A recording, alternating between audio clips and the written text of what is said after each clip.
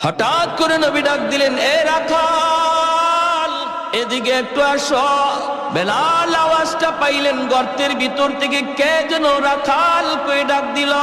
বেলাল সামনের দিকে আগে আল্লাহ নবীর চেহারা দেখা নবীর চেহারার দিকে বেলাল তাকায় রইছেন। আল্লাহর নবী তখন বলতেছেন, এরে রাখাল, তোমার কাছে কোন ছাগলের উলানে দুধ আসেনি? আমার পানির তৃষ্ণা লাগছে, ক্ষুধাও লাগছে, একটু দুধ খাওয়াবানি। বেলাল হাবশী বলে, মুসাফির কে আপনি চিনি না, কিন্তু আমি আপনাকে আপনি যা চাইছেন তা খাওয়াইতাম। আমার ছাগলের কোনো উলানে তো দুধ নাই, আমি কেমন করে আপনারে দুধ পান করাবো? আমার কোনো ছাগলের উলানেই তো দুধ নাই, কেমন করে আমি আপনার উপকার করব? দ্বীনের নবী, মায়ার নবী তখন বলতেছেন, রে রাখাল, যে কোনো একটা ছাগল তুমি আমার কাছে নিয়ে আসো, ছাগলটা তুমি আমার কাছে নিয়ে আসো। ছাগল আনা হলো তোমার কাম, উলানে হাত দেওয়া আমি নবীর কাম, আর দুধ পৌঁছে দেওয়া আমার আল্লাহর কাজ। আর একটু জোরে সুবহানাল্লাহ। বেলাল অবাক হয়ে গেলেন, অবাক। কয় কি মুসাফির, একটা মরা ধরা ছাগল, জীর্ণ শীর্ণ একটা ছাগল আল্লাহর নবীর কাছে হাজির করলেন। উলানে দুধের কোনো বংশ নাই। দ্বীনের নবী, মায়ের নবী, তার বরকতি হাত মোবারক নবী যখন যেই মাত্র উলানের মধ্যে লাগাইলেন, সাথে সাথে আমার নবীর বরকতি হাত যেখানে লাগি ওই জায়গায় বরকত পৌঁছায় দেয় কে? আরেকটু জোরে বলেন কে? নবীজি যেই মাত্র হাত মোবারক লাগায় দিলেন, সাথে সাথে উলানটা দুধে ভরপুর হয়ে গেল। আল্লাহর নবী দুধ দহন করলেন, পাত্রে নিলেন, নবী নিজে খাইলেন, আবু বকর সিদ্দিক খাইলেন, বেলালকে নবী খাওয়াইলেন। বেলাল শুধু তাকায় তাকায় আমার মায়ার নবীর চেহারার দিকে তাকায়। জীবনে কত মানুষ দেখলাম, কিন্তু এত সুন্দর মানুষ আমি বেলাল জীবনে দেখি না। কে সেই মহামানব, কি তার পরিচয়? বেলাল এতটাই নবীর এই মুজিজা দেখা, যে বকরিতে দুধের কোনো বংশ নাই, কোনো বাচ্চা নাই, কাচ্চা নাই, এই বকরিতে দুধ আসলো কেমনে? আর ইনি কে, কি তার পরিচয়? এতটুকু কথা বেলাল এদিন আর জিজ্ঞেস করলেন না। বেলাল হাবশী তিনি বকরিগুলা লইয়া চলে গেলেন। মাথার মধ্যে শুধু এক চিন্তা, গেলেন বাড়িতে, মালিকের বাড়িতে, বকরিগুলি রাখলেন।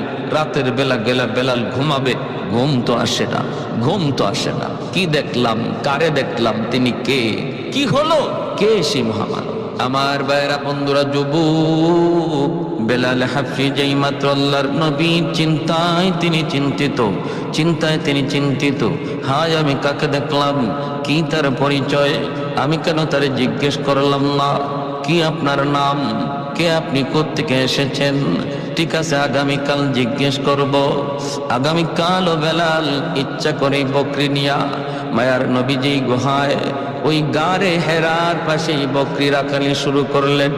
মনে মনে চিন্তা হলো, আজ যদি উনি আমাকে ডাক দেয়, আজও আমি ওনার কাছে যাব, যাইয়া ওনাকে জিজ্ঞেস করব, আপনি কে, কি আপনার পরিচয়? দ্বিতীয় দিন বেলাল গেলেন, কিন্তু মায়ার নবী তারে ডাকও দিলেন, নবীজির কাছেও গেলেন। আগের দিনের মতোই দুধ দহন হলো, কিন্তু বেলাল নবীর কাছে যাওয়া মাত্রই মনের সমস্ত প্রশ্নের কথা তিনি নবীর চেহারা দেখে ভুলে যান। মনের কথা বলতে পারেন না, মনের কথা মনেই থেকে যায়। ওই দিন আল্লাহ নবীকে শুধু নয়ন জোড়া তিনি দেখলেন। আল্লাহু আকবার। চলে গেলেন ওই দিনও। এই রাত বেলালের ঘুম নাই, খাওয়া নাই, একটাই টেনশন, কে সেই মহামানব? আমি কেন তার কাছে গেলে পরে কথা বলতে পারি না? আমি কেন তার কাছে গেলে পরে আমার মনের কথা জানাইতে পারি না? কে সেই মহামানব? বেলাল কয়, আগামীকাল আর মিস করব না, আগামীকাল আর মিস করব না। আগামীকাল বেলাল আসলেন। আসার পরে আল্লাহ নবী আজ ডাক দিলেন। ডাক দেওয়ার নবী জিজ্ঞেস করেন, রাখাল, 3 দিন তুমি এই জায়গায় আসতেছো, ও রাখাল, বলো না তুমি কার বকরি রাখালি করো, কি তোমার নাম? এইবার বেলাল বলতেছে, আমার নাম হলো বেলাল, আমার বাড়ি হলো হাবশায়, আমি হলাম উমাইয়ার গোলাম, আমি তার বকরি রাখালি করি। আল্লাহর নবী দয়ার নবী যখন প্রশ্ন করলেন, তখনই বেলাল চিন্তা করলেন, এখনই আমার টাইম যায়, এখনই সুযোগ যায়। জিজ্ঞেস করতেছে, ওগো মহামানব, আপনি তো আমাকে জিজ্ঞেস করলেন আমার নাম, আমার পরিচয়, কিন্তু আপনার নাম কি, আপনার পরিচয় কি? এই কথাটা 3 দিন মনের ভিতরে নিয়ে আসি জিজ্ঞেস করব, কিন্তু আপনার নুরানি চেহারা দেখার পর আমি ভুলে যাই। কৌনাইন মুখতার খোদা তুমকো বানায়া, কৌনাইন মুখতার খোদা তুমকো বানায়া, उम्मत का निगाहबान खुदा तुमको बनाया, उम्मत का निगाहबान खुदा तुमको बनाया। मौला मेरा आका मेरा रहमत की नबी है, तजदार मदीना की तो बाग़े अरबी है, तजदार मदीना की तो बाग़े अरबी है। अशजार ने देते हैं नबूवत की शहादा, तशकीक कमर में है तो अंगुल की इशारा, तशकीक कमर में है तो अंगुल की इशारा। मोहब्बतेर साथे सबाई बोली अल्लाहु আকবার, आवाज दिया बोली अल्लाहु আকবার। मायार नबी दयार नबी बोलेन, আমার নাম মুহাম্মদ, আমার বাবার নাম আব্দুল্লাহ, আল্লাহ আমাকে নবী বানায় পাঠাইছেন। বেলাল হাবশি কয়, ইয়া রাসূলুল্লাহ, নাম শুনেছি, নাম শুনেছি, দাওয়াতের আওয়াজও কানে এসেছে, কিন্তু জীবনে দেখি নাই, আজ দেখলাম। ওগো নবীজি, যেদিন থেকে আমি আপনার নাম শুনেছি, ওই দিন থেকে আপনার প্রেমে পড়েছি। আজ আমি নিজের চোখে দেখলাম, আজ 3 রাত আমি বেলালের ঘুম নাই, ঘুম নাই, ঘুম নাই। ওগো নবী, আমি আর দেরি করতে চাই না, এই মুহূর্তে আমাকে কালেমা পড়াইয়া মুসলমান বানায় দে। বেলাল হাবশি মুসলমান হয়ে গেলেন। মুসলমান তো হলেন, সাথে সাথে আওয়াজ রটে গেল মক্কায়, আবু জাহেলের কানে চলে গেল, উমাইয়ার কানে চলে গেল। মালিকের কানে যাওয়া মাত্রই বেলাল যেই মাত্র তিনি যায় পৌঁছলেন, বেলালকে জিজ্ঞেস করা মাত্রই বেলাল বিন্দু পরিমাণ মিথ্যা বলেন না। এক আল্লাহর পরিচয় পেয়ে গেছেন, সত্য ধর্মের পরিচয় পেয়ে গেছেন। যেই মানুষটা সত্য ধর্মের পরিচয় পায়, এই মানুষটা সত্য কোনোদিন গোপন করতে পারে না। সূর্য যদি পূর্ব দিগন্তে উঠে, এই সূর্যরে কোনো কিছু দিয়া আড়াল করা যায় না, ঠিক না? সূর্যের আলোর চেয়েও ইমানের আলো আরো বেশি পাওয়ারফুল। এজন্য যার অন্তরে ইমান চলে আসে, এটাকে লুকানো যায় না, আটকানো যায় না। বেলাল হাবশি অকপটে স্বীকার করে দিলেন, হে আমি কালেমা পড়ে মুসলমান হয়ে গেছি। আমার ভাইরা, বন্ধুরা, যুবক, যেই মাত্র বেলাল এই কথা স্বীকার জানায় দিলেন, উমাইয়ার মাথা নষ্ট হয়ে গেল, আবু জাহেলের মাথা নষ্ট হয়ে গেল, আবু লাহাবের মাথা নষ্ট হয়ে গেল, একে একে সবগুলির মাথা নষ্ট হয়ে গেল। উমাইয়া ডাক দিয়ে কয়, বেলাল, যদি তুমি জান বাঁচাইতে চাও, দ্রুত মুহাম্মাদের ধর্ম ত্যাগ করো, আমাদের দেব দেবীর ধর্ম তুমি গ্রহণ করো। বেলাল কয়, যেই আল্লাহর নাম আমি জবান দিয়া একবার নিয়েছি, কোনদিন এই জবান দিয়া মূর্তির নাম বের করা যাবে না। আহাদ আহাদ জবান দিয়া শুধু বের হয়, আল্লাহ আল্লাহর জিকির জবান দিয়া বের হয়। দিনের বেলা নির্যাতন, রাতের বেলা নির্যাতন, সর্বদিক দিয়ে বেলালের উপর নির্যাতন শুরু হয়ে গেল। মালিকও পিটায়, উশৃঙ্খল যুবকগুলিও পিটায়, রাতের বেলাও পিটায়, দিনের বেলাও পিটায়। উত্তপ্ত গরমের ভিতরে চিৎ করে শোয়াইয়া বুকের উপরে বিশাল বড় পাথর চাপা দিয়া রাখে, বিশাল বড় পাথর। আবার বডির দোনো দিক দিয়ে দাঁড়ালো কাটা রাখে, যেন বডিটা তিনি নড়াচড়া করতে না পারেন। এইভাবে রক্ত ঝরে, গোশতগুলি কষে কষে পড়ে। সিদ্দিক আকবর একবার তিনি পার দিয়া যাইতেছেন, বেলালের কান্নার আওয়াজ, চিৎকারের আওয়াজ শুনে বেলাল কাছে গেলেন, যায় তিনি কানে কানে বলতেছেন, ভাই বেলাল, উমাইয়ার মন খুশি করার জন্য তুমি একবার ওদের কথা বলে দাও। জান বাঁচানোর জন্য কখনো কখনো মিথ্যা বলাও জায়েজ, 3 জায়গায় মিথ্যা কথা বলা জায়েজ। জান বাঁচানোর জন্য মিথ্যা বলা জায়েজ, 2 মুসলমানের ভিতরে ঝগড়া বিবাদ দূর করার জন্য একজনের কাছে এক কথা, আরেকজনের কাছে আরেক কথা বইলে যদি ঝগড়া বিবাদ দূর করা যায়, তাহলে এই জায়গায় মিথ্যা কথা বলাও জায়েজ। আপনি একজনের যায় বললেন, বাইরে কে বলেছে তোমার সে খারাপ জানি, আমি তো তার সাথে কথা বলেছি, কিন্তু সে তো তোমাকে ভালো জানে। না না, মূলত সে তোমারে ভালো জানেও না, আপনি নিজের থেকে বলছেন। আরেকজনের কাছে গিয়ে বললেন, ভাই তোমাকে অমুকে খারাপ জানে, কে বলছে? সে তো তোমার ভালো কয়, সে তোমার প্রশংসা কয়। মিথ্যা কথাটা আপনি নিজের থেকে বললেন। 2 মুসলমানের ঝগড়া দূর করার জন্য শরীয়ত এখানে মিথ্যা বলা জায়েজ বলেছে। আল্লাহু আকবার, জোরে বলেন। তো মিথ্যা কথা বইলে আরো ঝগড়া বাড়াই, ঠিক না? মিথ্যা বইলা 2 জনের ঝগড়া আরো বাড়াই। শরীয়ত কয় মিথ্যা বইলা ঝগড়া বিবাদ মীমাংসা করা জায়েজ, বরং এখানে আপনার সওয়াব হবে সওয়াব। আরেকটা মিথ্যা কথা বলার জায়গা হলো ঘরে ঘরে বিবির কাছে। বলমু হ্যাঁ, আপনি যদি মনে করেন বিবি সাহেব বড় গরম মানুষ, আপনি সত্য কথা বললে ঘরে গন্ডগোল লাগতে পারে। আপনি শাড়ি আনছেন 500 টাকা দিয়া, কিন্তু যদি 500 টাকা বলেন তাহলে ঘরে আগুন লাগবে। সে বলবে তোমার শার্ট কেন 2000 টাকা দিয়া, তোমার লঙ্গি কেন 1500 দিয়া, তোমার প্যান্ট কিনো তুমি 2000 2500 দিয়া, আমার জন্য শাড়ি আনছো 500 টাকা দিয়া। নেও, আমি শাড়ি পরি নাই, শাড়ি তুমি পরো। যদি এমন কোন গন্ডগোল লাগার ভয় বা আশঙ্কা থাকে, তাহলে শরীয়ত বলে তুমি বলবা শাড়ির দাম 1500 দিছি, বেশ লাগাইয়া বুঝলাম নি। এটা মাইক বন্ধ করে কইতাম, কারণ ঘরে গিয়ে যদি আপনি শাড়ি 1500 এখন, তাও তো ম্যাডামে বিশ্বাস করবো না, কবো হুজুরে শিখাই দিছে। একটু হাত তো খাচ্ছে না, দেন একটু হালকা করে দাও। এরকম কিছু সমস্যা আসেনি না নাই আমাদের? হ্যাঁ, শহরে এক ধরনের, শহরে দেখবেন কিছু কিছু পুরুষ আছে ম্যাডামের কথা ছাড়া লড়েই না। ম্যাডাম যা কয় তা।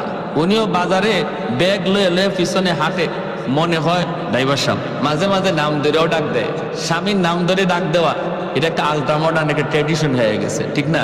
শহরে বন্দরে নাম ধরে যদি এই আব্দুল করিম এদিকে আসো, তো দোকানদার কি হাজবেন্ড ভাববে না ড্রাইভার ভাববে? ড্রাইভারই তো ভাববে। এই সমস্ত জায়গার মধ্যে পেস লাগে।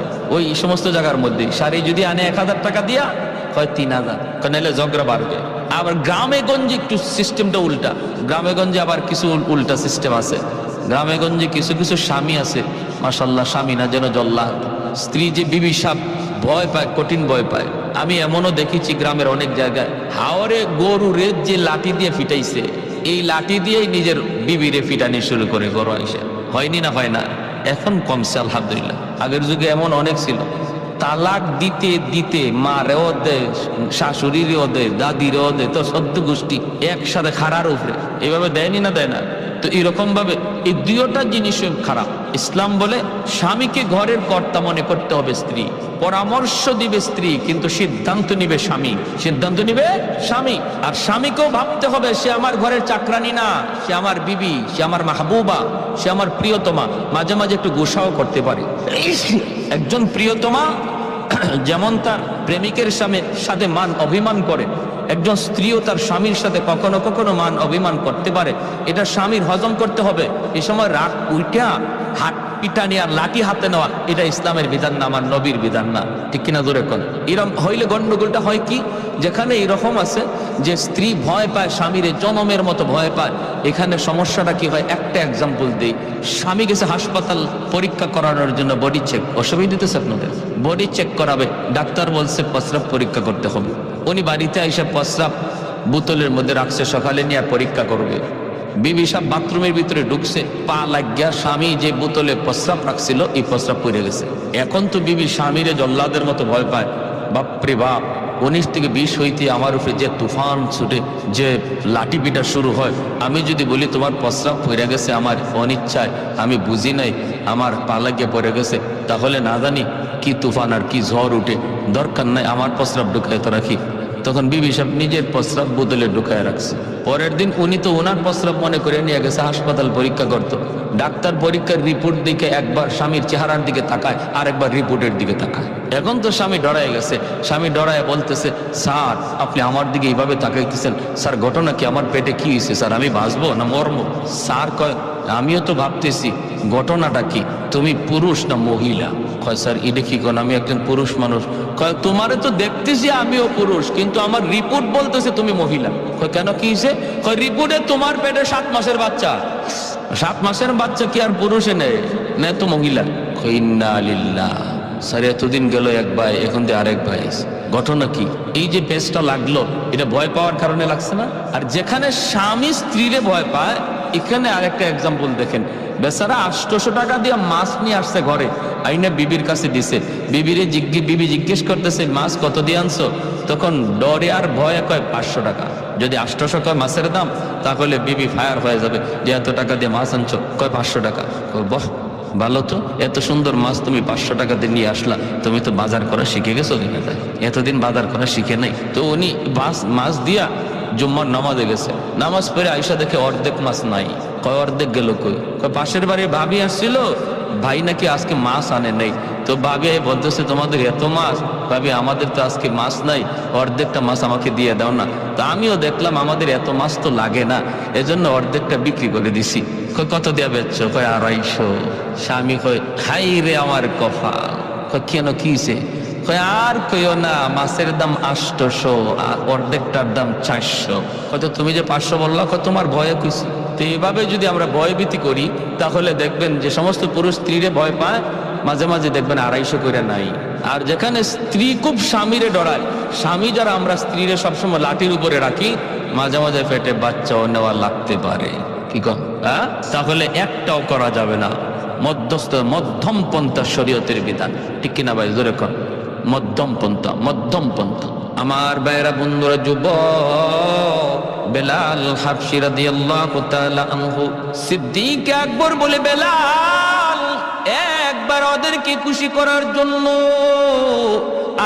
আহাদ শব্দটা তুমি মুখ দিয়া আর বলবা না রে বেলাল। ওদেরকে খুশি করার জন্য তুমি একবার ওদের দেবতার নাম বলে ফেলো। বেলাল হাবশী তখন বলতেছেন, ভাই আবু বকর, আমি চাইলো আমার মুখ দিয়া আমার আল্লাহর নাম ছাড়া অন্য কিছু বের হয় না। চাই যদি তাও বের হয় না রে আবু বকর, চাইলো আমার আল্লাহর নাম ছাড়া আর কিছু বের হয় না। এতদিন পর্যন্ত আমি আমার মালিককে চিনি নাই, আমার নবীর পরিচয়টা আমি পাই নাই, এখন পেয়ে গেছি। না না, আমার মুখ থেকে বের হয় না। যেই মানুষটার জবানের মধ্যে আল্লাহ আল্লাহর জিকির জপ্ত হয়ে যায়, যেখানেই যায় ঘুমন্ত অবস্থায় তার জিহ্বাটা আল্লাহ আল্লাহ জিকির করে। জিকিরের মধ্যে যেই মানুষটা সর্বদা আমলে লিপ্ত হয়, ঘুমায় গেল তার জিহ্বা আল্লাহ আল্লাহ জিকির করে। এজন্যই তো মুহাম্মদুল্লাহ হাফিজ রাহিমাহুল্লাহ বাথরুমের ভিতরে ঢুকছেন, বাথরুমের ভিতরে বাথরুম হাজত শেষ কইরা আল্লাহর ওলি যখন বাথরুম থেকে বের হয়েছেন, খাদেম তাকায় দেখে আল্লাহর ওলির মুখ দিয়ে রক্ত ঝরে। খাদেম জিজ্ঞেস করতেছে, আল্লাহর ওলি, আপনার জবান দিয়া কেন রক্ত বের হইতেছে? মুহাম্মদুল্লাহ হাফিজ তখন হাত লাগায় দেখেন ঠিকই রক্ত বের হয়। ডাক দিয়ে বলেন, বাবারে রক্ত কেমনে আসতেছি? খাদেম কয়, হুজুর আমিও তো বলতেছি, আপনি কি বাথরুমের ভিতরে পড়ে গেলেন নাকি? এমনি মুহাম্মদুল্লাহ হাফিজ কয়, না রে বাবা, আমি পড়ে যাই নাই। বাথরুমের ভিতরে যাবার পরেও দেখি আমার জিহ্বা আল্লাহ আল্লাহ জিকির করে। আমি আমার জিহ্বারে বারবার বলতেছিলাম, জিহ্বারে এখানে আল্লাহ আল্লাহ জিকির করার জায়গা না, এটা নাপাক জায়গা, এটা বাথরুম, এখানে আল্লাহ আল্লাহ জিকির করা যায় না। জিহ্বারে আমি বুঝাইতে চেষ্টা করি, আমার জিহ্বা বুঝ মানে না, এরপরও জিহ্বা লাফায় লাফায় আল্লাহ আল্লাহ জিকির করে। এজন্য আমি দাঁত দিয়া জিহ্বারে কামড় দিয়া ধরছি, দাঁত দিয়া জিহ্বারে কামড় দিয়া ধরছি, জিহ্বা কেটে গেছে, রক্ত বের হয়েছে। কুতবুল আলম শাইখুল ইসলাম হুসাইন আহমদ মাদানী রহমতুল্লাহি আলাইহি ইন্তেকাল হয়ে গেল। ডাক্তার আনা হলো। ডাক্তার আইসা যখন চেক করে বডিটার মধ্যে রূহ আছে না নাই, পালসে হাত দেয়, দেখে পালস নাই, লোকটা মারা গেছে। কিন্তু যখনই মেশিন লাগায় ডাক্তার বুকে চেক আপ করে, বুকে যখন চেক আপ করে তখনই ডাক্তার লাফ দিয়ে উঠে। ডাক্তার চোখগুলো বড় বড় করে কয়, তোমরা বলতেছো লোকটা মারা গেছে, আমিও দেখতেছি উনি মারা গেছেন, কিন্তু আমার মেশিন বলে ইনি এখনো জীবিত। কেমনে কেমনে কয়, আমার মেশিনের মধ্যে তার কলব থেকে আল্লাহ আল্লাহ জিকির বের হইতেছে। এজন্যই বেলাল হাবশী বলে, ভাই আবু বকর, আমি চেষ্টা করলেও পারি না, পারি না, পারি না, আমার আল্লাহর নাম আমি মুখ থেকে ছাড়তে পারি না। আবু বকর সিদ্দিক চলে গেলেন মায়ের নবীর কাছে। যায় তিনি বলতেছেন, ইয়া রাসূলুল্লাহ, ওগো নবীজি, বেলালকে বেঈমানরা মেরে ফেলবে, উমাইয়া মেরে ফেলবে, হিংস্র যুবকগুলি বেলালকে মেরে ফেলবে। নবী গো, আপনি আমাকে অনুমতি দেন, আমি উমাইয়ার কাছ থেকে বেলালকে কিনে নিয়ে আসব।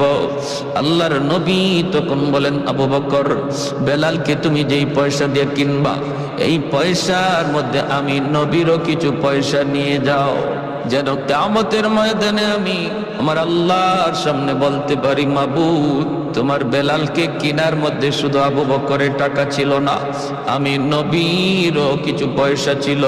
এরে আবু বকর, জানো না, জানো না আমার বেলালের দাম আমার আল্লাহর কাছে কি পরিমাণ। এত দামি হয়ে গেলেন বেলাল, এত দামি হয়ে গেলেন ঈমান আমলের কারণে। আর আবু জাহেলের ঈমান না থাকার কারণে দামি মানুষটা এত নিকৃষ্ট হয়ে গেল, আর কম দামি মানুষটা ঈমান আমলের কারণে এত দামি হয়ে গেল। আমার নবী মদিনার মসজিদের ইমাম, নবীর পিছনে ইকামত দেয় বেলাল হাবশী। আল্লাহু আকবার। মদিনার মায়ার নবী, দয়ার নবীর পার্সোনাল সেক্রেটারি হয়ে গেলেন বেলাল, মায়ার নবীর পিএস হয়ে গেলেন বেলাল। এমন পিএস হলেন, আমার নবীর সাথে যেই সাক্ষাৎ করতে হতো বেলালের পারমিশন লাগতো। এমনকি আবু বকর সিদ্দিক যদি নবীর সাথে দেখা করতে হতো তবু বেলালের পারমিশন লাগতো। হযরত ওমর ফারুক যদি আমার মায়ার নবীর সাথে একান্তে দেখা করতে হতো বেলালের পারমিশন লাগতো। আল্লাহু আকবার। আর একটু জোরে কন্যা আল্লাহু আকবার। এত দামি, এত দামি আল্লাহ তারে বানায় দিচ্ছেন, এত দামি। মায়ার নবীর কাছে মানুষজন দেখা করতে আসেন, বেলাল সবার মেহমানদারি করেন। কখনো কারো কাছ থেকে ধার নেন, কখনো কারো কাছ থেকে ঋণ এনে বেলাল ওই মেহমানদারি করতেন। এইভাবে মেহমানদারি করতে করতে একবার এক ইহুদির কাছে বেলালের অনেক টাকা, বেলাল ঋণী হয়ে গেলেন। একদিন বেলাল মসজিদে নববীতে আজান দিবেন, সাথে সাথে ইহুদি কয়, বেলাল আজান পড়ে দাও, আগে আমার ঋণ তুমি পরিশোধ করো। বেলাল বলেন, রে ভাই একটু সুযোগ দাও। কই কোনো সুযোগ নাই, আজ রাতটাই সুযোগ আছে, তাড়াতাড়ি করে তুমি আমার ঋণ পরিশোধ করো। বেলাল বলেন, আজ রাতে তো পারবো না, আমাকে 3টা দিন সময় দাও। বেলাল 3 দিন সময় তার কাছ থেকে চায় নিলেন, কিন্তু 3 দিনের ভিতরে তিনি ঋণ শোধ করবেন কেমন করে? আল্লাহর নবীর কাছে বেলাল যায় কান্দে, নবী গো, ইহুদি আমার কাছে অনেক ঋণ পায়, এই ঋণটা আমি আনছি আপনার মেহমানদারি করানোর জন্য। এখন তো সে আমাকে আজান দিতে দেয় না, আজানের আগে আমার রাস্তা আটকায় দেয়। আল্লাহর নবী, রহমতের নবী বলেন, বেলাল কেমন করে তোমাকে সাহায্য করব? আমি নবীর কাছেও তো এমন নাই তোমাকে সাহায্য করার মতো। বেলাল তখন বলেন, নবী গো, তাহলে অনুমতি দেন, আমি মদিনার বাহিরে কোথাও চলে যাব, যাইয়া আমি কাজ করব, দিন মজুরির কাজ করব, যা পাই তাই কাজ করব, কাজকর্ম কইরা আমি তার ঋণটা পরিশোধ করার চেষ্টা করব। আল্লাহর নবী, মায়ার নবী, দয়ার নবী তিনি অনুমতি দিয়ে দিলেন। বেলাল রাতের বেলা তিনি কাপড় চোপড় গোছাইতেছেন, ফজরের পরেই বেলাল চলে যাবেন অন্য কোথাও, মদিনার বাহিরে তিনি কাজকর্ম করতে যাবেন। এইদিকে আমার মায়ার নবীর চোখেও ঘুম নাই, আমার মায়ার বেলাল আজ রাত পরেই আমার কাছ থেকে চলে যাবি। বেলালেরও চোখে ঘুম নাই, আমার নবীকে কাল থেকে আমি আর দেখতে পাবো না। সারা রাত বেলালের চোখের পানি ঝরে, আর তিনি কান্দে, আর তিনি কান্দে। ওই অবস্থায় আমার ভাইরা বন্ধুরা, আল্লাহর নবীর কাছে ফজরের আগে 40টা উট বুঝাই করা মাল আল্লাহর পক্ষ থেকে চলে এসেছে। আল্লাহর নবী রহমতের নবী এক সাহাবীকে বলেন, সাহাবী দ্রুত যাও, যায় বেলালকে খবর দাও, বেলালের ঋণ পরিশোধ করতেছেন আল্লাহ নিজে। আর একটু জোরে কন্যা সুবহানাল্লাহ। ফজরের আগে সাহাবী যায় বেলালের ঘরে আওয়াজ দিলেন, বেলাল, তোমার ঋণ পরিশোধ করার জিম্মাদারি আল্লাহ নিজে নিয়ে নিছে। মায়ার নবী তোমার মসজিদ নববীতে ডাকে রে বেলাল। বেলাল মসজিদে নববীতে দৌড়ে আইসে দেখেন 40টা উট বুঝাই করা মাল। মায়ার নবী দয়ার নবী বলেন, বেলাল, মদিনা থেকে তোমার চলে যাওয়াটা আমার আল্লাহ পছন্দ করে নাই, আমি নবীও মেনে নিতে পারি নাই। তোমার দিলের হালত আর আমি নবীর দিলের হালত আমার আল্লাহ দেখছেন। আল্লাহ পাক রব্বুল আলামিন তোমার ঋণের জিম্মাদারি নিয়ে নিছে। যাও, যতগুলি টাকা ওই ইহুদি পাইব, আরো যারা পাইব, ঋণগুলা পরিশোধ করো, বাকি মাল গরিবদের ভিতরে বন্টন করে দাও।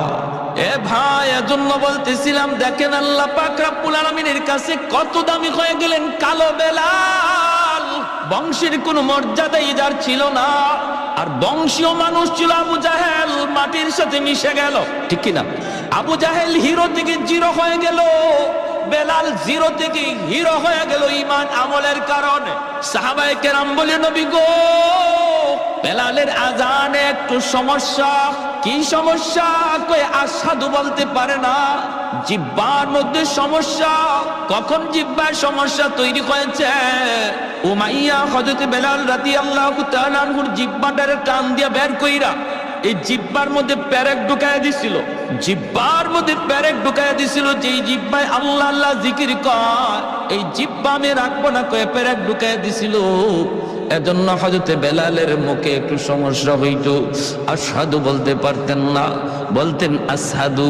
শিন উচ্চারণ করতে পারতেন না, শিনটা ভালো করে উচ্চারণ হতো না। সাহাবায়ে কেরাম কয়, ইয়া রাসূলুল্লাহ, ওগো নবীজি, ভালো করে একজন মুয়াজ্জিন নিযুক্ত করে ফেলেন। নবী সাহাবায়ে কেরামের পরামর্শ নিয়া অন্য একজন সাহাবীকে মুয়াজ্জিন নিযুক্ত করে দিলেন। এশার নামাজের পরই নবী বলেন, বেলাল, ফজর থেকে আর আযান দেওয়া লাগবে না। এই কথা শুনতেই যেন বেলাল হাবশির মাথায় আসমান ভেঙে পড়ল।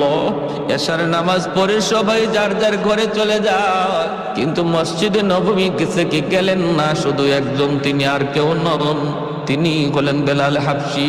মসজিদ নববীর কোনায় খাম্বার কিনারায় বইসা বইসা চোখের পানি জড়ে আল্লাহর কাছে কান্দে আর কয়, মালিক, ও মালিক, তোমার হাবিব আমারে মুয়াজ্জিনের চাকরি থেকে বাতিল করে দিছি।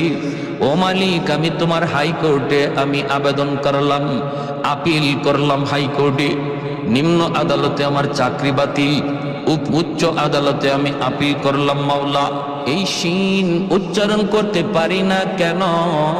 আল্লাহ, তোমার নাম নেওয়ার কারণে আমার জিহ্বায় পেরেক মারছি, এজন্য আমি শিন উচ্চারণ নিতে পারি না। এটা তো আমার কোনো দোষ না। আল্লাহ, হয় তুমি আমার জিহ্বা ভালো করে দাও, নতুবা আজান বদলায়া দাও। আল্লাহু আকবার। হয় মালিক, আমার জিহ্বা তুমি ভালো করে দাও, নতুবা আমি যেভাবে বলি এইভাবে আজান বানায় দাও। আল্লাহু আকবার, আল্লাহু আকবার। কত বড় আবদার আল্লাহর দরবারে। আল্লাহ পাক রব্বুল আলামিন তার হাবিবকে জানিয়ে দিয়েছেন, বন্ধু, আজানও বদলিবে না, আমার বেলালের জিহ্বা যেভাবে আছে এইভাবেই থাকবে, জিহ্বাও ভালো হবে না। আমি আল্লাহর নাম নেওয়ার কারণে জিহ্বা যে ক্ষত, এই ক্ষত আমি আল্লাহ বেলালের হাসরের মাঠে দেখতে চাই। হাসরের মাঠে বেলাল আমাকে ওই জিহ্বা দেখাবে, যেমন অবস্থায় আছে অবস্থায় থাকবে, আজান বদলিবে না। ভাইরা বন্ধুরা, ফজরের আজান দিলেন অন্য একজন মুয়াজ্জিন। আজান তো হয়ে গেল, নামাজের টাইম হয়ে গেল। আমার নবী, মায়ের নবী, তিনি বের হয়েছেন হুজরা থেকে নামাজ পড়াবেন মসজিদে নববীতে। সাহাবায়ে কেরাম সবাই অপেক্ষায়, মায়ের নবী হুজরা থেকে বের হয়েছেন নামাজ পড়াবেন, কিন্তু সূর্য তো ওঠে না, রাত তো পোহায় না। ফজরের নামাজটা পড়তে হয়, একটু রাত যখন শেষ হয়ে যায়, সুবে সাদিকের পরে ফজর যখন শুরু হয়, একটু আকাশটা ফর্সা হওয়া শুরু করে, তখন সুন্নাম ফজরের নামাজ পড়া সুন্নত। আমার নবী ওই সময়টার অপেক্ষা করেন, একটু আকাশটা ফর্সা হবে। কিন্তু না না, অন্যদিন যেই টাইমে আকাশ ফর্সা হয়ে যেত, আজ ওই টাইমে আকাশ ফর্সা হইতেছে না, অন্ধকার শুধু আরো বাড়তেছে, অন্ধকার শুধু বাড়তেছে।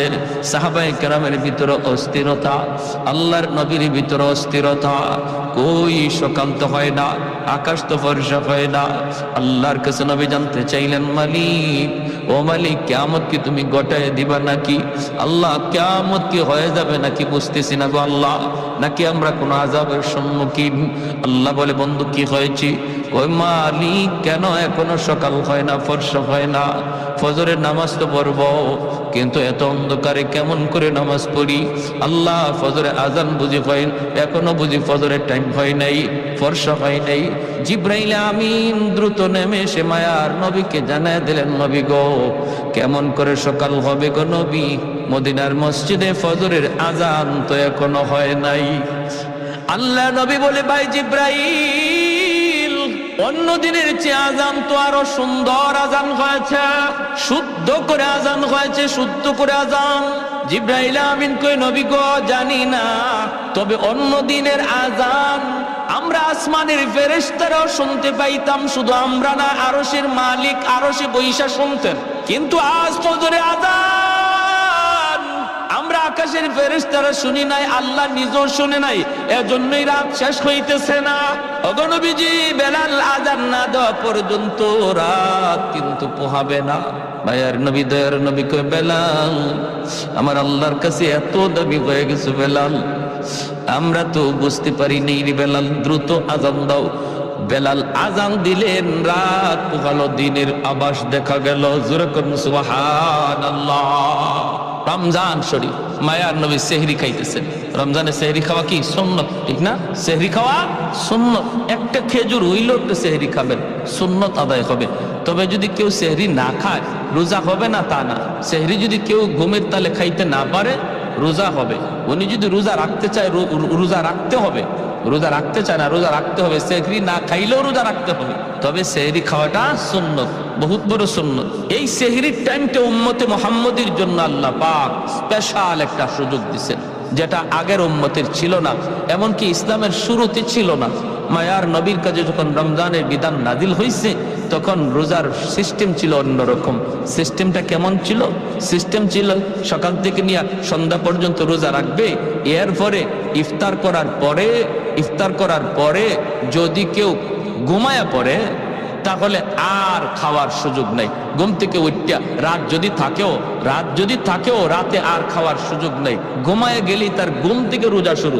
এখন রাত 12টার সময় সে ঘুমাক, রাত 12টা থেকে তার রোজা শুরু হয়ে গেছে। একদম পরের দিন সেই ইফতার পর্যন্ত, মাগরিব পর্যন্ত রোজা রাখতে হবে। এটা ছিল ইসলামের প্রথম জমানার রোজার বিধান। এতে করে নবীর একজন সাহাবী হযরত কায়েস রাদিয়াল্লাহু তাআলা আনহু, পবিত্র কোরআনের সূরাতুল বাকারার মধ্যে আল্লাহ পাক এই আয়াত নাযিল করেছেন নবীর এই সাহাবীর ব্যাপারে। হযরত কায়েস রাদিয়াল্লাহু তাআলা আনহু, ইনি একজন দিনমজুর ছিলেন, একজন কৃষক ছিলেন। সারা দিন জমিতে, সে মরুভূমিতে কামকাজ করেন, রোজা রাখা কামকাজ করছেন। ইফতারের সময় আসছেন, আয়েশা তিনি বিবিরে বলতেছেন, বিবি গো, সারাদিন কাম করছি, খুব ক্লান্ত, কিছু আছে ইফতারি কিছু আছে? ইনি বলে, আমি আপনার কাছে আনতেছি, ইফতারি রেডি নাই, রেডি করে আনতেছি, আপনি একটু ধৈর্য ধরেন, একটু ধৈর্য ধরেন। কইতেই সারাদিনে ক্লান্ত মানুষ তো, একটু খালি হেলান দিছেন, আর হেলান দিতেই ঘুম চলে আসছে। বলুন তো দেখি, ঘুমাইলে পরে আর খাওয়ার সুযোগ আছে? কথাটা বুঝছেন? উনি ঘুমায় গেছেন, ক্লান্ত মানুষ তো।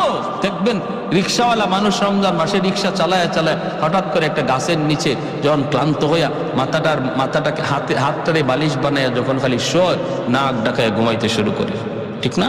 ঘুমায় যায়। তো উনি ঘুমায় গেছে। বিবি সাহেব আসছে, আইসেই যখন দেখে বিবি স্বামী ঘুমায় গেছে, ইন্না লিল্লাহি ওয়া ইন্না ইলাইহি রাজিউন, তখন উনি ঘুম থেকে লাফ দিয়ে উঠছে। দুজন হাত পা সেইরা একদম অসহায় হয়ে দাঁড়ায় রয়েছে। বিবি সাহেব কাঁদতেছে, স্বামী গো, এখন তুমি কেমনে রোজা রাখবা? রোজা তো রাখবাই, তো রোজা রাখতে গেলে এখন অবস্থাটা কি হবে? সারাদিন গেছে, তুমি কিছু খাও নাই, এখন ইফতার করবা, একটু দেরি হইতে তুমি ঘুমায় গেলা, ঘুমাইছো তো, এখন আর তোমার খাওয়ার সুযোগ নেই, এখন কেমনে কি করবা? ইনি না খাইয়া এই রাত থেকেই রোজা রাখা শুরু হয়েছে। সারাদিন ক্ষুধার্ত তৃষ্ণার্ত, আবার সারা রাত গেল না খাওয়ায়, পরের দিনও রোজা শুরু হয়ে গেছে। পরের দিন রোজা শুরু হয়েছে, যখন দুপুর হয়ে গেছে তখনই উনি ওনার মাঠেই যেখানে কাজ করতেছে বেহুশ হয়ে পড়ে গেছেন। বিবি সাহেব আল্লাহ নবীর কাছে গিয়া বলতে, ইয়া রাসূলুল্লাহ, আমার স্বামীর এই অবস্থা। আল্লাহর নবী, রহমতের নবী আল্লাহর কাছে আবদার করলেন, মালিক, আমার উম্মতের জন্য বিধানটা কঠিন হয়ে গেছে, আল্লাহ একটু আসান করো। সাথে সাথে আল্লাহ পাক জিব্রাইল আমিন মারফতে কোরআনের আয়াত নাজিল করে ওই সাহাবীর দিকে লক্ষ্য করে আল্লাহ জানাই দিলেন, বন্ধু, আজ থেকে তোমার উম্মতের বিধান আমি আসান করে দিলাম। ঘুমাইলে আর রোজা শুরু হয়ে যাবে এমন না, সারা রাত সেহরি পর্যন্ত সে খাইতে পারবে। এখন ঘুমাক আর উঠো, খাওয়ার টাইম সারা রাত। তাহলে নবীজির সাহাবীরাও উম্মতের জন্য রহমত, ঠিক না? একজন সাহাবীর কারণে আমরা রোজার বিধানটা আসান পাইছি, আর নাইলে কিন্তু আমাদেরও এইরকমই হইতো। ঘুমাই, খালি একটু ঘুমাইবেন, শেষ, আর খাওয়ার সুযোগ নেই, রোজা শুরু হয়ে যেত। এই সাহাবীর ঘটনার পরে রোজার বিধানটারে আল্লাহ আমাদের জন্য সহজ করে বলেন, সকাল থেকে নিয়ে মাগরিব পর্যন্ত, ইফতার পর্যন্ত তোমরা রোজা রাখবা, খাইবা না, পানি পান করবা না। আর ইফতারের পর থেকে নিয়ে সেহরি পর্যন্ত সারা রাত তোমরা যখন মন চায় যা খাও, তোমাদের জন্য সে সুযোগ করে দেওয়া হয়েছে। আল্লাহ নবী সেহরি খাইতে বসছেন, বেলাল হাবশি আজান দিবেন, ফজরে আজান। মুয়াজ্জিন সাহেবরা আজান দেওয়ার আগে ইমাম সাহেবের একটু খবর নেয়। তো বেলাল হাবশি রাদিয়াল্লাহু তাআলা আনহু তিনিও ফজরে আজান দিয়ে দিবেন, সেহরির টাইম শেষ হয়ে গেল। তিনি তো চিন্তা করতেছেন, আমার নবী এখনো কি তিনি খানা খান নাকি খানা থেকে সেরে ফেলছেন, একটু যায় দেখে আসি। বেলাল চলে আসলেন আল্লাহর নবীর কামরায়, আইসা দেখেন মায়ার নবী এখনো খানা খাইতেছেন, আর নবীর সাথে আর একজন অপরিচিত মানুষ খানা খাইতেছে। আল্লাহর নবীকে খানা খাওয়া দেখেই বেলাল ডাক দিয়া বলতেছে, নবী গো, সেহরির টাইম শেষ হয়ে গেছে গো নবী, আর খানা খাইয়েন না। আল্লাহর নবী দেখে বলতেছেন, বেলাল কি কইছ? বলে, নবী গো, সেহরির টাইম শেষ। ঠিক আছে। বেলাল চলে গেছেন। বেলাল মনে মনে ভাবছেন, তাহলে তো নবী এখন খানা শেষ করে ফেলবেন। বেলাল চলে গেছেন। চলে যাওয়ার পর একটু পরে আজান দিবেন, আসছেন কই দেখি কে নবী এখনো খানা খায়া শেষ করছেন নি। আয়া দেখেন নবী এখনো তিনি খানা খাইতেছেন। বেলাল ডাক দিয়া বলে, ইয়া রাসূলুল্লাহ, সেহরির টাইম শেষ, খানা খায়াম না। নবী কয়, ঠিক আছে। বেলাল আবার চলে গেলেন। যাইয়া একটু পরে আজান দেওয়ার আগে ভাবতেছেন যে দেখি দেখি এখনো নবী খানা খায়া শেষ করছেন নি। আইসা দেখেন মায়ার নবী এখনো খানা খাইতেছেন। এইবার হযরত বেলাল বলি, ইয়া রাসূলুল্লাহ, খোদার কসম, ওগো নবী, সেহরির টাইম শেষ। যেই মাত্র বেলাল কয় খোদার কসম সেহরির টাইম শেষ, তখনই মায়ার নবী কয়, কি তাড়াতাড়ি গোসল, সেহরির টাইম শেষ। বেলাল কসম খেয়ে ফেলছে, সেহরির টাইম শেষ। নবী যা ছিল সাথে সাথে হাত থেকে ফালাই দিয়েছেন। দুজন অপরিচিত একজন মানুষ নবীর সাথে খানা খাইতে বসছেন। সেই অপরিচিত মানুষ আর কেউ নন, তিনি হলেন জিব্রাইলে আমিন, ফেরেশতাদের সরদার জিব্রাইলে আমিন। মায়ার নবীর সাথে সেহরি খাইতেছেন। ওই অবস্থায় দুজনে খানা বন্ধ করে দিলেন। এরপরে নবী ফজরের নামাজ পড়ালেন। নামাজ পড়ে নবী মিম্বরে বসলেন। বৈশে নবী ডাক দিলেন, বেলাল কাছে আসো। কাছে আইনা বলেন, বেলাল, প্রথমবার যখন তুমি বলছো নবী গো সেহরির টাইম শেষ, কিন্তু জিব্রাইল আমারে বলতেছেন নবী গো সেহরির টাইম আরো আছে, খান। সুবহানাল্লাহ কইতেন না? তুমি বলছো সেহরির টাইম শেষ, জিব্রাইল আমারে কয় না, আছে টাইম, খান। দ্বিতীয়বার যখন তুমি বলছো সেহরির টাইম শেষ, তখনও জিব্রাইল বলেন না গো নবী, আরো আছে, খান। তৃতীয়বার তুমি যখন বলছো সেহরির টাইম শেষ, তখনও টাইম ছিল, কিন্তু যখনই তুমি কসম করে ফেলছো, কসম খোদার সেহরির টাইম শেষ, তখন আল্লাহ পাক রব্বুল আলামিন কে, জিব্রাইল, যদিও সেহরির টাইম শেষ ছিল, কিন্তু আমার বেলাল কসম খায় ফেলছে। আমার বেলালের দাম আমি আল্লাহর কাছে কি পরিমাণ জানো না? আমার বেলালের কসমের ইজ্জত রক্ষায় আমি আল্লাহ টাইম থাকলেও অফ করে দিলাম। আরেকটু জোরে কন্যা সুবহানাল্লাহ। ছিল টাইম, আরো ছিল, খাওয়ার সুযোগ ছিল, কিন্তু বেলালের কসমের ইজ্জত রক্ষায় আল্লাহ টাইমটারে অফ করে দিয়েছেন। জোরে কোন সুবহানাল্লাহ। আহাদুল লাইসা কামিসলি সামাদুল লাইসা কাফাদলি লিমানিল মুলকু তুগু ইতু সাজাওয়ার খুদাই তু খুদা ওয়ান্দায়ামি নি তু খুদা ওয়ান্দায়াসারি تو خداوند زمینی تو خداوند سمائی تو رحیمی تو کریمی تو سمیعی تو بصیری তু মুইজ্জি তু মুযিল্লি তু মালিকিল আরশি বাজাই। একটু জোরে করুন আল্লাহু আকবার। একজন বলিরে যুবক, যৌবন কালটা হলো আল্লাহর ওলি হওয়ার বয়স। বেলাল হাবশী যৌবনেই তিনি আল্লাহরে খুশি করে ফেলছেন। যৌবন কালেই তিনি জিরো থেকে হিরো হয়েছেন। যৌবন কালেই তিনি ছিলেন গোলাম, গোলাম থেকে মায়ার নবীর পার্সোনাল সেক্রেটারি হয়েছেন। যৌবন কালেই বেলাল মসজিদে নববীর মুয়াজ্জিন হয়েছেন। আল্লাহু আকবার জোরে কর। তোমার যৌবন কালটা হলো আল্লাহকে খুশি করার বয়স।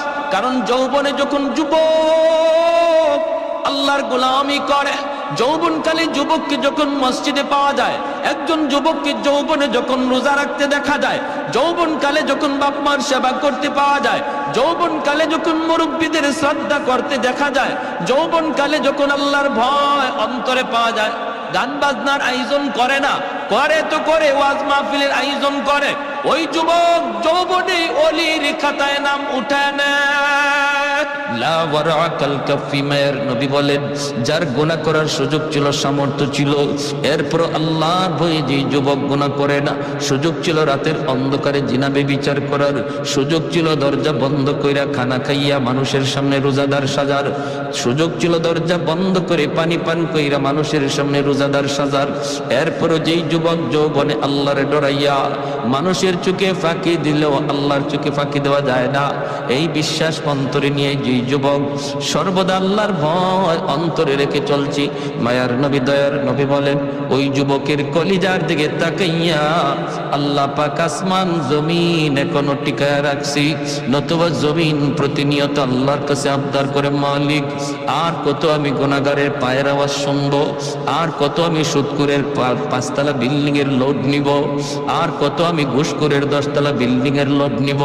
আলা কুল্লা ইয়াউমিন ওয়াল আরদু ইস্তাজিলু রাব্বাহু আবতালিউ ইবনা আদম ফি কারি, মালিক অনুমতি দাও, অনুমতি দাও, এই ফরিদপুরের গুনাহগার গুলির আমি জমিনের ভিতরে গিলে ফেলি, আমি সুদখোরের 5তলা বিল্ডিংটা গিলে ফেলি, তুরস্কের জমিন 5তলা 10তলা বিল্ডিং গিলে ফেলেছে, সিরিয়ার জমিন 50,000 মানুষ গিলে ফেলেছে।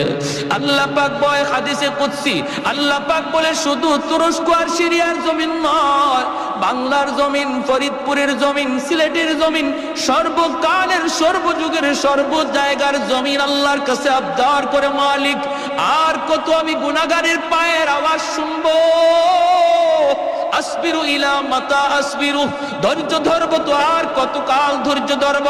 আল্লাহ বলেন ওয়াল বাহরা ইস্তাজিলু রাব্বাহু, সাগর মহাসাগর গুলো এমন প্রতিনিয়ত আবদার করে ও মালিক আমি কক্সবাজার সমুদ্র সৈকত, ওই কক্সবাজার সমুদ্র সৈকতের পারে আইসা নাফরমান কত গুনাহ করে আমি সমুদ্র আর কত দেখব, আর কত আমি গুনাহগারের গুনাহ দেখব গো মালিক, আমার পারে আইসা তোমার কত গোলাম আমার দিকে তাকায় সুবহানাল্লাহর জিকির করে, তোমার কুদরত নিয়ে ভাবে, কিন্তু কত নাফরমান সাগরের পারে আইসা গুনার আয়োজন করে। ও মালিক এই গুনাহগার গুলি জমিনে নাপাক করে ফেলেছে, আমাকে অনুমতি দাও আমি পানি নাপাক জমিন পাক বানায় দিই। আল্লাহ পাক রব্বুল আলামিন বলে চুপ কর, এ জমিন থাম থাম, আমি আল্লাহ দেখতেছি এই জমিনে কেমন অন্যায় হয়, আমি আল্লাহ দেখতেছি এই জমিনে কেমন অন্যায় হয়, কেমন অপরাধ হয়, কেমন গুনাহ হয়, কেমন জুলুম হয়, এরপরও আমি কেন ধরি না জানোনি? কারণ এই মানুষকে আমি আল্লাহ বড় আদর করে বানাইছি, এই মানুষকে আমি আল্লাহ বড় আদর করে বানাইছি। আসমান আল্লাহ বানাইছেন কুন ফায়াকুন বইলা, জমিন আল্লাহ বানাইছেন কুন ফায়াকুন বইলা, ফেরেশতা আল্লাহ বানাইছেন কুন ফায়াকুন বইলা, কিন্তু আমারে আপনারে আল্লাহ পাক কুন ফায়াকুন বইলা বানায় নাই। আমারে আপনারে যখন আল্লাহ বানাইছে, আল্লাহ বলে খালাকতু বিয়াদাইয়া, আমি আল্লাহ আমার নিজের হাত দিয়া বান্দা বান্দিরে বানাইছি। কারণ এই চেহারার মধ্যে এত দামি কপাল, এই কপাল দিয়া বান্দা আমার কুদরতি কদমে সেজদা দিবে, এই কপালটার এত দাম, এই কপাল ফেরেশতাদের হাতে বানাইলে হয় না, এই কপাল কোন ফাকুন বলল হয় না, আমি আল্লাহ নিজের হাতে বানাইছি। এই জমিনের মধ্যে এখনো এমন 4টা শ্রেণী আছে, লাউলা মাশাইখু রুক্কা ওয়াশ-শাবাব খুশা ওয়াল আতফালু রুদ্দা ওয়াল আনআমু রুদ্দা। আল্লাহ বলে এখনো জমিনের ভিতরে এমন আমার কিছু বান্দা বান্দি আছে, চুল দাড়ি তার সাদা হয়ে গেছি, কোমরে তার ব্যথা, হাঁটুতে তার ব্যথা, আমি আল্লাহর কদমে সেজদা দিতে তার কষ্ট হয়, এরপর কষ্ট করে করে আমি আল্লাহকে সেজদা দেয়। তার সেজদার দিকে তাকাইলে জমিনের প্রতি আমি আল্লাহর মায়া লেগে যায়। ওয়াশ-শাবাবু খুশা, আল্লাহ বলে 2 নম্বর কোন জমিনে এমন কিছু যুবক যৌবনের পাগলামি করে না, গুনার আয়োজন করে না, না যৌবনে তার মাথায় টুপি পাওয়া যায়, যৌবনে তার মুখে দাড়ি দেখা যায়, যৌবনে তার মসজিদে পাওয়া যায়, যৌবনে তার রমজানে রোজা রাখতে দেখা যায়, যৌবনে মুরব্বিদের শ্রদ্ধা করতে পাওয়া যায়, যৌবনে আলেমদেরকে তাজিম করতে দেখা যায়। ওই যুবকের কলিজার দিকে যখন আমি আল্লাহ তাকাই, তখন এই গুনাহগার জমিনের প্রতি আমি আল্লাহর মায়া লেগে যায়। এজন্য বলি যুবক, যৌবন কালটারে অনেক মূল্যায়ন করো। যত আল্লাহর ওলি হইছেন এই জমিনে সবাই ওলি হইছেন যৌবন কালে, যৌবন কালেই সবাই ওলির খাতায় নাম লেখাইছেন। অতএব নিয়ত করো রমজানের রোজা একটাও ছাড়বো না, তারাবির নামাজ আমি ছাড়বো না, রমজানে আমার আল্লাহ নারাজ হয় এমন কোনো কাম করবো না। যখনই তুমি এমন নিয়ত করবা, এমন নিয়ত করবা, সাথে সাথে আল্লাহ পাক রব্বুল আলামিন তোমার উপর খুশি হয়ে যাবে। আর মুরব্বীদের সাথে বেয়াদবি করবা না, কারণ সাদা দাড়ি সাদা চুল মুরব্বী আল্লাহর কাছে বড় দামি, বড় দামি। মুরব্বী বাবাজি যখন আল্লাহর কাছে হাত উঠায়, আল্লাহ বলে তখন আমার লজ্জা লাগে, লজ্জা। আলী রাদিয়াল্লাহু তাআলা আনহু একজন মুরব্বীর শ্রদ্ধা করছিলেন কেমনে? মসজিদে নববীতে নামাজের জন্য রওনা দিয়েছেন, চিকন একটা গলি, এই গলির মধ্যে একজন মুরব্বী লাঠিতে বর দিয়া কোমরটা বাঁকা হয়ে গেছে মুরব্বীর। আস্তে আস্তে গলি পার হইতেছি, হযরত আলী মনে মনে ভাবেন, আমি যদি আমার মায়ার নবীকে নামাজের প্রথম রাকাতেই পাইতে হয়, তাহলে আমার একটু দ্রুত যাওয়া লাগবে, আর দ্রুত গেলে মুরব্বীকে একটু ধাক্কা দিতে হয়। চাচা আমার একটু সাইড দেন, একটু সাইড দেন, এইভাবে চাপ দিয়ে যাইতে হয়। হযরত আলী কয়, না, মুরব্বী হওয়ার কারণে আমার আল্লাহর কাছে বড় দামি। আল্লাহ যারে সম্মান দেয় আমিও তারে সম্মান দিব, লাগলে আমার 1 রাকাত নামাজ ছুটে যাবে। মায়ার নবী মসজিদে নববীতে নামাজে দাঁড়ায় গেছেন, আল্লাহ নবী রুকুতে চলে গেছেন, আলী তো ওই মুরব্বীর পিছনে পিছনে আস্তে আস্তে আসতেছেন। এই দিকে আমার মায়ার নবী রুকুতে গেলেন, রুকুতে যাওয়া মাত্রই, রুকু থেকে মাথা উঠানোর আগেই আল্লাহ জিব্রাইলে আমিনকে পাঠিয়ে দিলেন। জিব্রাইলে আমিন এসে বলতেছে, ইয়া রাসূলুল্লাহ, ইয়া হাবিবাল্লাহ, ওগো নবী মাথা উঠায়েন না, গো নবী মাথা উঠায়েন না, রুকু থেকে মাথা উঠাবেন না, কারণ আপনার আলী এখনো রাস্তায় নামাজে শরীক হতে পারে নাই। আল্লাহ নবী অবাক হয়ে গেলেন, রুকুতে ঘটনা কি? আলী নামাজে শরীক হইতো পারছে না, বিদায় নবীর রুকু আল্লাহ লম্বা করতে কয়। এইবার মায়ার নবী, দয়ার নবী, তিনি তো রুকু লম্বা করতেছেন, আর জিব্রাইল আমিন কয়, নবী গো, আমি যখন আপনাকে বলবো তখন মাথা উঠাবেন। নবী তো লম্বা রুকু শুরু করে দিলেন, সাহাবাই কেরামও পিছনে পিছনে তারা লম্বা রুকু করতেছেন, লম্বা রুকু করতেছেন। এইভাবেই রুকু চলছে লম্বা রুকু।